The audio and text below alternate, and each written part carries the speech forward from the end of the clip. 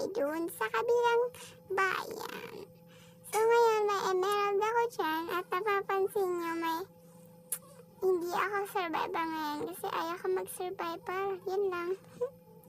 So, pili kulang tayo dito. Kasi diba pupunta tayo sa kabilang bayan. Siyempre naman dyan tayo sa kabila. Diba ayoko naman dyan bumili kasi kuripot ng mga tao dyan eh. Kuripot.